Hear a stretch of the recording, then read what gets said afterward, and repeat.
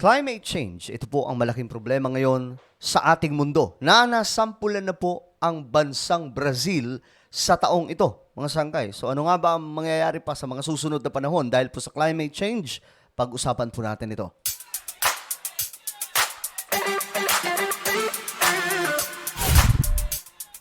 Hello, what's up mga sangkay? Magandang oras po sa ating lahat. Naway nasa mabuti po kayong kalagayan. Anyway, before we start guys, paki-subscribe po ang ating YouTube channel. Sa baba ng video na ito makikita nyo po mga sangkay yung subscribe button. Pindutin nyo lamang po yan, tapos i-click nyo yung bell at i-click nyo po yung all dahil dito po mga sangkay, 1.21 million subscribers na po tayo. So parami po tayo ng parami. Kung hindi ka po nakakapag-subscribe, alam mo na ang iyong gagawin. Sa mga nanonood po sa Facebook, syempre, follow niyo po ang ating Facebook page. Okay? At ito may papagawa lamang po ako sa inyo saglit. Sa mga nanonood po sa Facebook, sundan niyo lamang po ako. So, nakikita niyo yung screen na ito, nakikita niyo yung larawang yan. I-check niyo po sa ibaba o sa itaas pala ng video na ito. Makikita niyo po yung tatlong tuldok. Pindutin niyo po yan mga sangkay. Tapos, may makikita po kayong show more. Pindutin niyo rin po yung show more. At ganun lang po, simple. Ngayon ito mga sangkay, pag-usapan po natin itong climate change kasi isa sa nasampulan ngayong taon ay ang bansang Brazil. At ito po ang nangyari, mga sangkay. Ayon po dito, a deadly flooding in southern Brazil sparks fear of climate migration. Tonight, chaos mounting in flood-ravaged Brazil, whereas swollen rivers rise yet. Tingnan nyo mabuti mga sangkay. Yan po ang matinding nangyari sa Brazil. Hindi ko alam kung tapos na po ito ngayon. Pero napakarami na nga po ng binawian, mga sangkay, ng buhay. At makikita po natin kung gaano katindi ang pinsala, mga sangkay, dulot po ng matinding pagbaha sa malaking syudad na ito. Yet again, police patrol submerged streets, desperate to stop looters. And the country's Olympic hopefuls leave qualifying tournaments early, giving up on lifelong dreams to return home and help victims. Brazilian officials say close to 150 people have Ayan, mga sangkay. died and roughly 130 are still missing in the widespread floods, which come after a similar round of. So marami po ang talagang nadali mga sangkay nitong klaseng natural disaster. So ito po ngayon ang new normal ng ating planeta. Pero again, wala pa po tayo sa 2030. Kasi nasabi po ng mga scientists na yun daw po ang magiging pinaka malala at hindi na po masusolusyonan ang climate change. So as of now guys, mayroon pa po tayong chance na masolusyonan po itong nangyayari mga sangkay na pagkasira ng ating mundo ngayon. Paano nga ba ang nagiging takbo nitong climate change? Ang climate change mga sangkay ay nagdudulot po ng mga matitinding sakuna sa ating planeta dahil nga po sa pagtaas ng temperatura. At dahil po dyan, ang mga baha ay mas nagiging matindi, ang mga bagyo ay mas nagiging katakot-takot, at ang matindi dyan mga sangkay, ang init. No?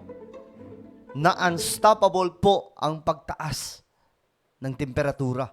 Meron mo last year, 2024, di ba? 2023. Yun daw yung pinakamataas. Pero ngayon mga sangkay, mukhang ito po ang malala dito sa Asia. Flooding hit the area late last year, with more than 500,000 people displaced. Many, like Maria, are asking the same question. Is it time to flee the natural disasters hitting their homes? And in her words, do you buy another house somewhere else? Intensifying climate means more hurricanes, more floods, more wildfires. O, diba? Yan po yan po ang naidudulot ngayon mga sangkay ng climate change. Mas malalakas na bagyo, mas malalakas na pagbaha, mas malalakas na pag-ulan, mas matitinding wildfires. And it's happening right now all over the world. Nangyayari po kahit sa Pilipinas. Pag pumunta po kayong Bohol, mga sangkay, makikita nyo po doon yung chocolate hills. yung mga burol-burol, mga sangkay na makikita nyo, marami po doon sunog. Bakit? Dahil sa sobrang init ng panahon. So, ngayon pa lang mga sangkay, nakikita na po natin ang mga senyales na kung ano ang magiging future ng ating planeta pagdating sa 2030. Kasi sa 2030 daw po, iyan ang magiging intense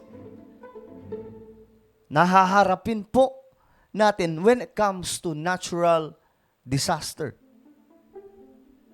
Pagdating sa climate change.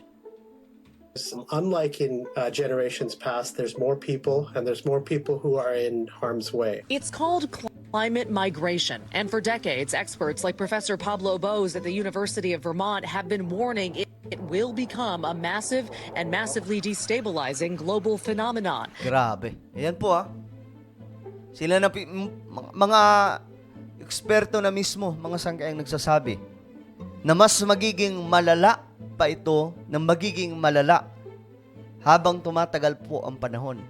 Wala po tayong magagawa dyan. Ang world leaders, busy sa paghahanda sa ikatlong digmaang pandaigdigan. At ilan pa sa mga yan, hindi naniniwala sa climate change. Pero lahat po ng mga scientist, nagkakaisa po sa sinasabi na ang climate change ay talagang totoong nangyayari. Nakikita po natin yung pagkatunaw ng glaciers. Nakikita po natin yung tuloy-tuloy na init ang panahon. At ang Venezuela, mga sangkay, sila po yung unang nasampulan na ang glaciers na mayroon po sila ay natunaw na. So, sino ang susunod, mga sangkay?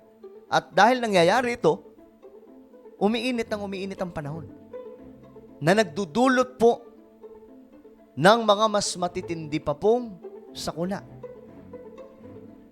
Now, amid the worsening floods, tornadoes, and wildfires of our man-made climate crisis, these warnings are coming to fruition, with the UN predicting... Grabe, tingnan nyo to My goodness.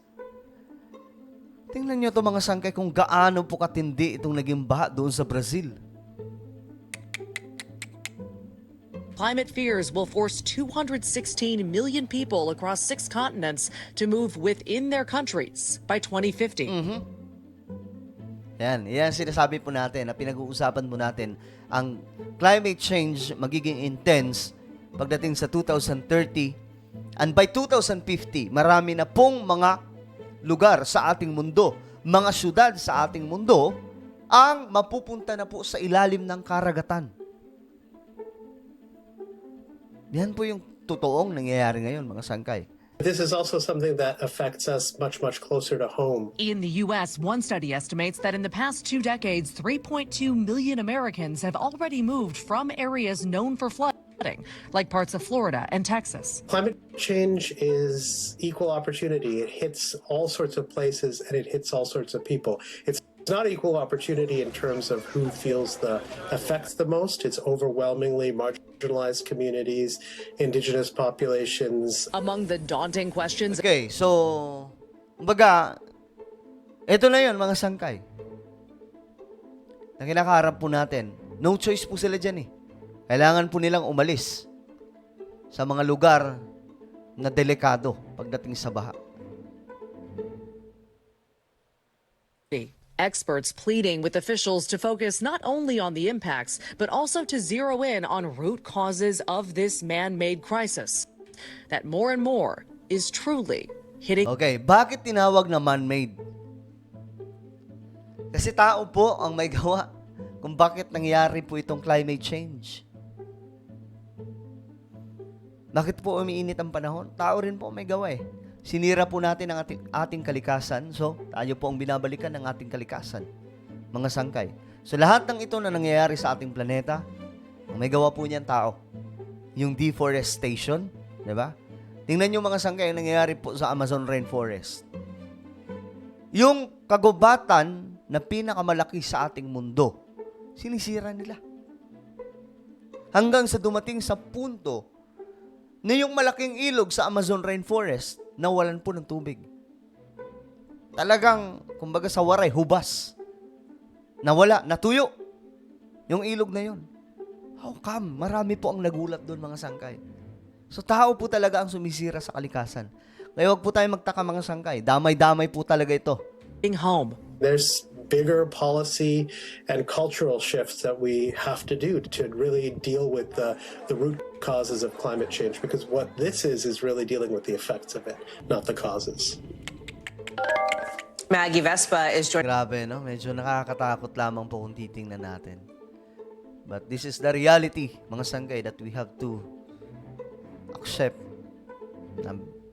Dahil po sa human activity, human error na ginawa sa ating kalikasan, tayo po ang binabalikan. Okay? So ano po ang inyong opinion, mga sangkay, tungkol po dito sa nangyayari ngayon sa ating mundo?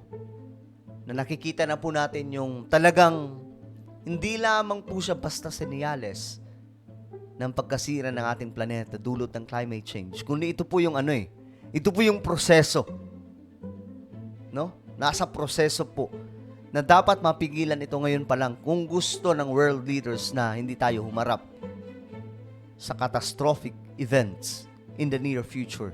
So ano po ang inyong opinion? Just comment down below. And now I invite you guys, please subscribe my YouTube channel, Sangkay Janjan Daily. Hanapin niyo po ito sa YouTube, then click the subscribe, click the bell, and click all. Ako na po ay magpapaalam. Mag-iingat po ang lahat. God bless everyone.